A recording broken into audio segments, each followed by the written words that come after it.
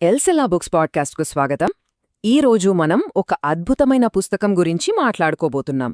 ఊహించుకోండి, 100 సంవత్సరాలకు పైగా క్రితం అంటే 1897లో ఆండ్రూ ముర్రే రాసిన ప్రసంగాల సంకలనం ఇది. దీని పేరు దేవుని రాజ్యం మీలోనే ఉంది. ఎంతోమంది జీవితాలను ప్రభావితం చేసిన ఈ పుస్తకంలోని కొన్ని ముఖ్యమైన ఆలోచనలు ఏంటో ఇప్పుడు చూద్దాం. ఈరోజు మనం మొత్తం 5 విషయాల గురించి మాట్లాడుకోబోతున్నాం. మొదట, బలహీనమైన విశ్వాసం అంటే ఏంటి, దాని సమస్య ఏంటి. తర్వాత, దానికి సమాధానంగా మనలోనే ఉండే దేవుని రాజ్యం గురించి. ఆ తర్వాత, ఆ రాజ్యాన్ని చిన్నపిల్లలా ఎలా స్వీకరించాలి, మనలో నివసించే క్రీస్తు అసలు శక్తి ఏంటి, చివరగా దేవునితో రోజూ సహవాసం ఎలా కొనసాగించాలి అనేవి తెలుసుకుందాం. సరే, మరి మొదటి విషయంతో మొదలుపెడదాం. అసలు ఆండ్రూ ముర్రే ఈ మాటలు ఎందుకు చెప్పాల్సొచ్చింది? ఆయన ఏ సమస్యను చూసి ఇంత లోతుగా మాట్లాడారు?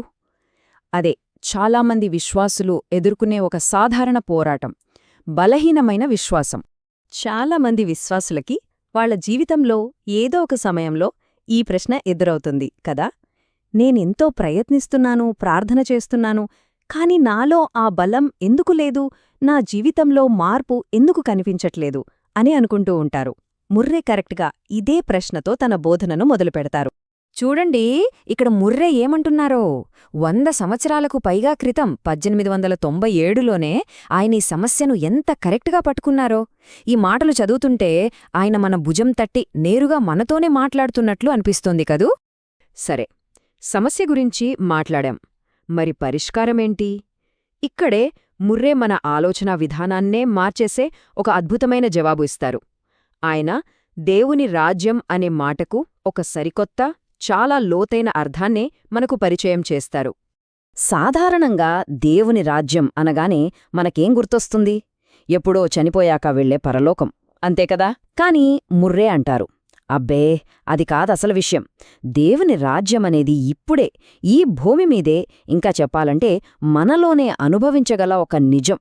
అదొక సజీవమైన ఆధ్యాత్మిక అనుభవమనమాట. ఓకే, ఈ రాజ్యం మనలో ఉందంటున్నారు. బావుంది. కాని దానికి అడయాళాలేంటి? ఎలా తెలుస్తుంది? దానికి 3 గుర్తులున్నాయి. మొదటిది రాజుగారి సన్నిధి, అంటే క్రీస్తు మనతో ఉండటం. రెండవది రాజుగారి పాలన, అంటే మన జీవితం ఆయన మాటకు లోబడటం. ఇక మూడవది రాజుగారి శక్తి, ఆ పాలన వల్ల మనకొచ్చే బలమనమాట. ఇది చాలా చాలా ముఖ్యమైన పాయింట్. ఈ రాజ్యమేదో భవిష్యత్లో రాబోయేది కాదు. ఆ పెంతకోస్తు రోజున పరిశుద్ధాత్మ శక్తితో శిష్యుల మీదికెలా దిగివచ్చిందో, ఆ రోజునుంచే ఆ రాజ్యం శక్తితో మన మధ్యకు వచ్చేసింది. అది భవిష్యత్లో జరిగేది కాదు, ఆల్రెడీ జరిగిపోయిన వాస్తవం. అయితే ఇంత గొప్ప రాజ్యాన్ని మన జీవితంలో అనుభవించానంటే ఒక కండీషన్ ఉంది. ఏంటది? దానికి ముర్రే చెప్పే ఒకే ఒక్క చాలా ముఖ్యమైన షరతు ఏంటో ఇప్పుడు చూద్దాం. ఇక్కడొక చిన్న తేడా ఉంది, కాని చాలా ముఖ్యమైన తేడా. మనం రాజ్యంలోకి ప్రవేశించడం వేరు, రాజ్యాన్ని స్వీకరించడం వేరు. అంటే మనమే గేట్లు తోసుకుని లోపలికి వెళ్లడం కాదు, ఆ రాజ్యమే మన హృదయమనే తలుపు తెరుచుకుని లోపలికి రావాలి. ముందు అది మనల్ని స్వాధీనం చేసుకోవాలి. ఇంత సింపుల్ విషయానికి మనం ఎందుకంత కష్టపడాలి అనిపిస్తోంది కదా.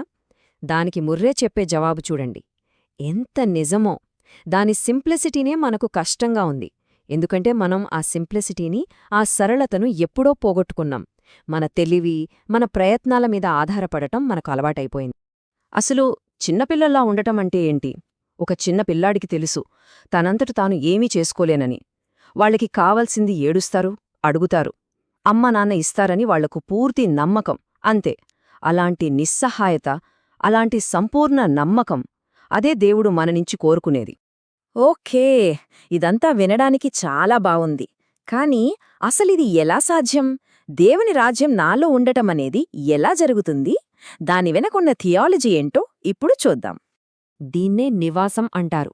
అంటే దేవుడు మన హృదయాన్ని ఒక గెస్ట్ హౌస్లా కాకుండా తన సొంత పర్మనెంట్ ఇల్లుగా చేసుకోవడమన్నమాట. నిజానికి మనిషిని సృష్టించినప్పుడు దేవుని ఉద్దేశం ఇదే.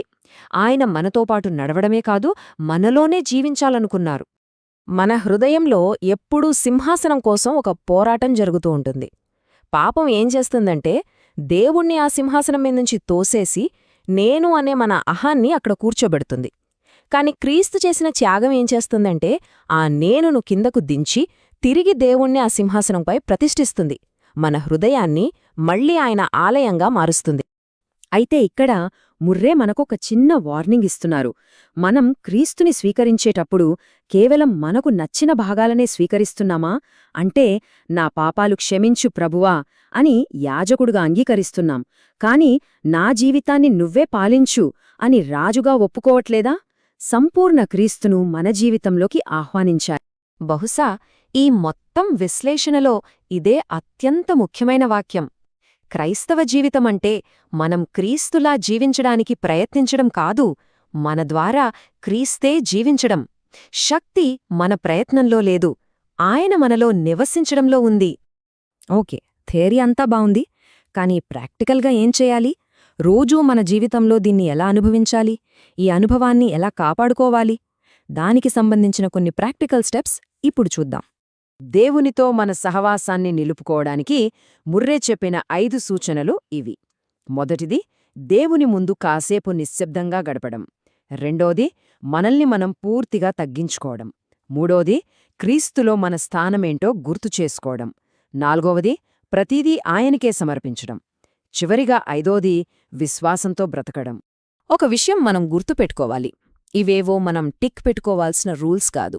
వీటి వెనుకున్న అసలు ఉద్దేశమేంటంటే దేవునితో ఒక సజీవమైన సంబంధాన్ని, ఒక లైవ్ కమ్యూనికేషన్ను కలిగి ఉండటం. ప్రతిరోజూ మన స్వంత బలం మీద కాకుండా ఆయనిచ్చే కొత్త కృప కోసం ఎదురుచూడటం. ఇంతసేపు మనం మాట్లాడుకున్నదంతా ఈ ఒక్క వాక్యం చుట్టూనే తిరుగుతుంది. దేవుడు మనల్ని అడిగేది మన పనులో, మన గొప్పతనమో, మన ప్రయత్నమో కాదు. సింపుల్గా నీ హృదయాన్ని నాకివ్వు అని అడుగుతున్నారు. ఆయనకు మనమే కావాలి, మన దగ్గరున్నవి కాదు. మనం వెళ్లే ముందు ఈ ఒక్క ప్రశ్న గురించి ఆలోచిద్దాం. మన విశ్వాసాన్ని మనం కష్టపడి సాధించాల్సిన ఒక టార్గెట్లా కాకుండా, రోజు ఉదయం మనం ప్రేమతో స్వీకరించే ఒక బహుమతిలా, ఒక సన్నిధిలా చూస్తే ఎలా ఉంటుంది? మన జీవితం ఎంతగా మారిపోతుందో ఒక్కసారి ఊహించుకోండి. ఈ విశ్లేషణ విన్నందుకు చాలా ధన్యవాదాలు. ఈ మాటలు మిమ్మల్ని ఆలోచింపజేస్తే తప్పకుండా దేవుని రాజ్యం మీలోనే ఉంది అనే ఈ పుస్తకాన్ని సంపాదించి చదవండి. ఖచ్చితంగా దీవించబడతారు.